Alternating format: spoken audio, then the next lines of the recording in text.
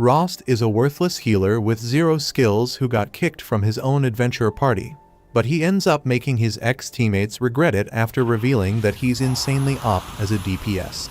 This story begins at a bustling adventurers guild, a lively place where adventurers from all walks of life gather.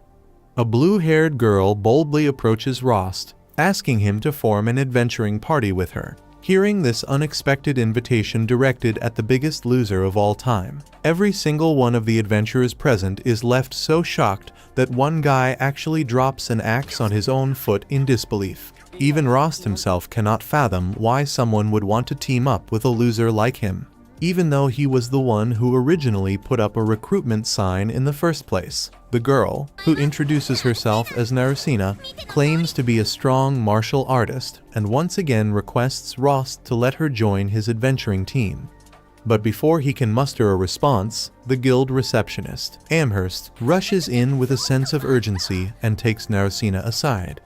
She hurriedly tells her all about how incompetent Rost is and how he can only use beginner-level healing spells, casting doubt on Narina's decision. According to Amherst, Rost is an orphan who grew up in the world of adventurers, but still can't use any high-level healing spells, which, in the eyes of everyone around, makes him the ultimate loser. Even so, he was given an opportunity to join a party called the Lightning Sword. However, he made such a big fat L during his brief time with them that he got kicked straight out of the team just days later. Now, his reputation as a failure is well known, and so no one wants him to join their parties. In addition to being super mid, Rost is also broke AF, which is precisely why Amherst strictly advises Narina to reconsider her decision. Narina, however, is unfazed by the warnings. She tells Amherst not to worry, casually showing off how much money she has on hand. Amherst quickly warns her against flaunting her wealth in public, emphasizing that there are way too many bad people around who might target her vulnerable position. Despite this advice, Narina doesn't seem too worried about her well-being. Besides, she claims that it has been a long time since she has wanted to team up with Rost. With a dismissive wave, she tells the nosy receptionist to put her nose back in her own wagon and returns to Rost to continue their earlier conversation. Both sides eventually agree to form an adventuring party together, and so the receptionist reluctantly hands them an application form. While Rost is filling out the form, Narina admires his attentiveness and determination, hinting that she might have a crush on him. When Rost suddenly looks up at her, she becomes startled, her reaction making it abundantly clear just how much she likes him. After officially becoming a new adventuring team, Rost and Narina shake hands, solidifying their new friendship in a heartfelt moment.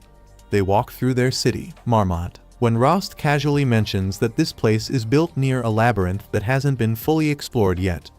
This intriguing fact is precisely why many adventurers gather here in hopes of uncovering its mysteries. Rost comes up with the brilliant idea to explore that very labyrinth with Narina, even though just minutes ago, the receptionist had given him a clear warning not to put the girl in any danger until she becomes a pro. Around Marmot, there are orcs living in the east side mountains and north side forests. There are also deadly snakes residing in the wetlands to the south, and only some weak goblins in the grasslands of the west, making it the perfect place for amateur adventurers to hone their skills and gain experience. However, Rost doesn't think Narina will show any improvement soon if they go to the grasslands, and that is why he insists on going directly to the labyrinth, where the real challenges lie. They make their way to the entrance, and Narina volunteers to take the lead, reminding Rost that she is the martial artist, the DPS of the party, whereas he is the support, a mere healer. With confidence oozing from her face, she steps inside the labyrinth, and Rost follows her closely. He wonders if she has any experience fighting, but she soon proves her worth as she defeats a pack of goblins, fisting them to their deaths with surprising skill. Rost collects a magic stone from the loot drop, which can be sold to the guild for some much-needed money. Narina curiously asks Rost why the guild buys these magic stones, and in reply, Rost explains to her that magic stones contain magical energy, which the guild harvests for various purposes, including enhancing their own abilities and crafting powerful items. The duo collects several of these green magic stones, but they aren't worth much because they are dropped from the weakest of the weak monsters. So, Rost encourages Narina to fight stronger monsters to increase her skill level, and they both decide to head to the next floor of the labyrinth in search of greater challenges. The carefree girl almost steps on a hidden trap, but Rost stops her just in time, saving her from being pierced by dozens of sharp spikes. Rost takes this opportunity to teach her how to identify traps, telling her to always look out for bricks that have a different shade of color. Narina is amazed to see how knowledgeable Rost is and asks him if he studies a lot, since this kind of knowledge is typically only relevant for adventurers who belong to the thief class. Rost explains that because he has been working for a long time in various capacities, he has ended up developing all sorts of skills, some of which may seem unconventional for a healer. His diverse experiences allow him to be more resourceful than others might expect, and this surprises Narina even more. Seeing the giant orc monster, Rost and Narina take cover while the monster looks for them. Rost recognizes this as a half-orc, which happens to be a mid-level monster. He decides to attack the pathetic fatty, and Narina offers to join him in this. Seeing how passionate she seems, he agrees to take down the monster. She jumps out of their hiding spot, leaving Rost behind as she gets set to attack. She springs at it and is able to dodge its large whip before kicking it. However, the hard body of monsters makes her feel like she has just kicked a rock. She tries to take advantage of the monster's slow nature.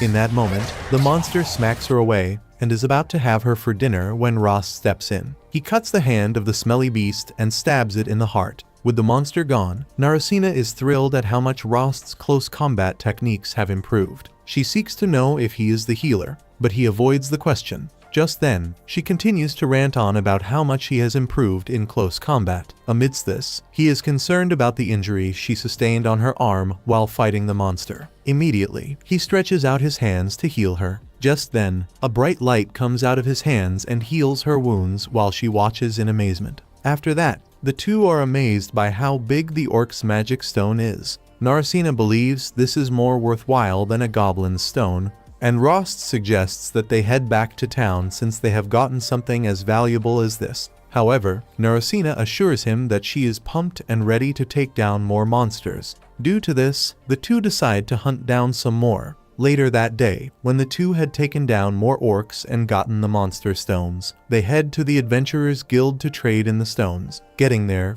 Atherst is worried that Rost allowed Narina to come with him to the labyrinth since it was risky. However, he informs her that it was Narina who insisted on coming with him, which the latter agreed to. Later on, they show her the stones they had retrieved, and she is thrilled to see so many orc stones. Since they were more valuable than any magic stones, she asks if they would be trading it in, and they confirm this. Happily, she goes ahead to seal the trade. Her joy surprises Rost, not until he is informed by Narina that sealing a trade like this gets Anhurst a salary increase. When Anhurst hands them the payment for the stones, Rost is shocked to his bones. He never believed they were worth so much. This causes him to realize just how much he was cheated previously. Apparently, his old party had cheated him badly. Realizing this, Narina believes they should file a dispute. She asks Anhurst about the possibility of this, and Anhurst claims they would need to pay a fee for it. Since he didn't want to make a big deal out of this, Rost chooses to be the bigger person and let things go.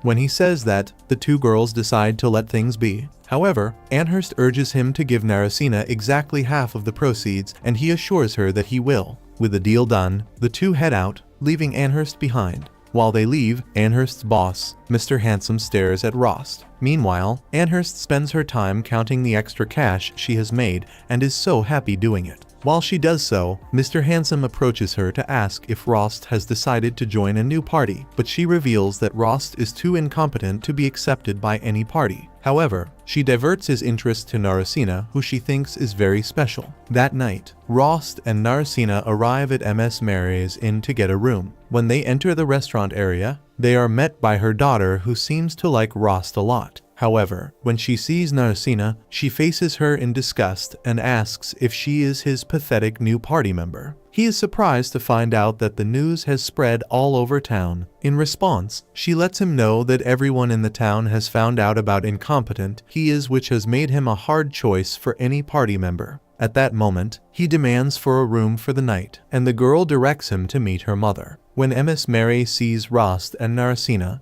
she immediately assumes that the two are a couple and are here for some workout sessions. Just then, she asks if they would be needing just one room, and Rost wastes no time in declining this offer, claiming that they would be needing different rooms. I guess his rod isn't in a working state. On the other hand, Narina wishes they would get a new room. Even though she calls Rost her big brother, she doesn't mind sharing the same room with him if it means she gets to feel his big brother below. Meanwhile, before the two head to their rooms, Miss Mary offers to give them some food. After eating, the two head to their rooms and they tell each other goodnight. Getting into her room, Narina is still sad that Rost didn't agree to share the room with her. She remembers the first time they met. At the time, she was still a little girl and had bruises all around her body. Seeing her in this state, Rost healed her. His kind gesture towards her caused her to make the decision to become an adventurer in future. At the time, she was so confident that she would team up with him upon becoming an adventurer